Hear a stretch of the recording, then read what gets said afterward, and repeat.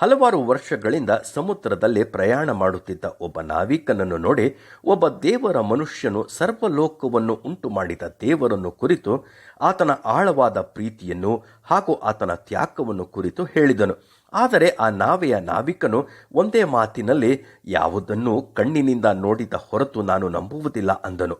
ಮಾರನೆಯ ದಿನ ಅವರು ಸಮುದ್ರದ ಪ್ರಯಾಣವನ್ನು ಪ್ರಾರಂಭಿಸಿ ಮುಂದೆ ಹೋಗುತ್ತಿರುವಾಗ ಇಬ್ಬನಿಯ ಕಾರಣದಿಂದ ಸಮುದ್ರದಲ್ಲಿ ಮಂಜುಗಡ್ಡೆ ನಿಂತಿತ್ತು. ಆದರೆ ಇಬ್ಬನಿ ಹೆಚ್ಚಾಗಿರುವುದರಿಂದ ಅದು ಕಣ್ಣಿಗೆ ಕಾಣಿಸದೆ ನಾವೇ ಆ ಮಂಜುಗಡ್ಡೆಗೆ ತಗಲಿ ಒಡೆದು ಹೋಯಿತು.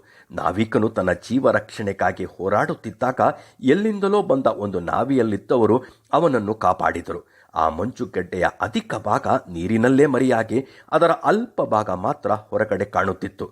ಆಗ ನಾವಿಕನು ಆಲೋಚಿಸಿ ತಿಳಿದುಕೊಂಡದ್ದು ಏನೆಂದರೆ, ಕಣ್ಣಿಗೆ ಕಾಣದ ಆ ಮಂಜುಗಡ್ಡೆ ನಾವಿಯನ್ನು ಹಾಳು ಮಾಡಿತು. ಹಾಗಾದರೆ ಈ ರೀತಿ ನಮ್ಮ ಕಣ್ಣುಗಳಿಗೆ ಅದೃಶ್ಯವಾಗಿರುವ ವಿಷಯಗಳು ಅನೇಕ ಇರಬಹುದು ಎಂಬುದನ್ನು ತಿಳಿದುಕೊಂಡನು.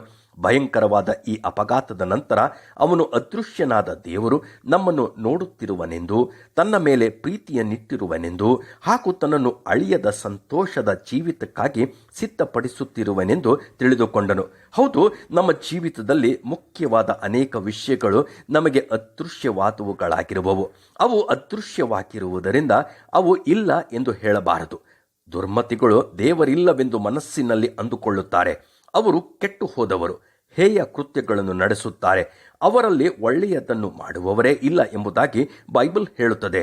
ನಾವು ಬುದ್ಧಿಹೀನರಾಗಿರದೆ ಜ್ಞಾನವುಳ್ಳವರಾಗಿ ದೇವರನ್ನು ಅರಿತು ಗ್ರಹಿಸಿದವರಾಗಿ ಆತನಲ್ಲಿ ನಂಬಿಕೆಯುಳ್ಳವರಾಗಿರೋಣವೇ.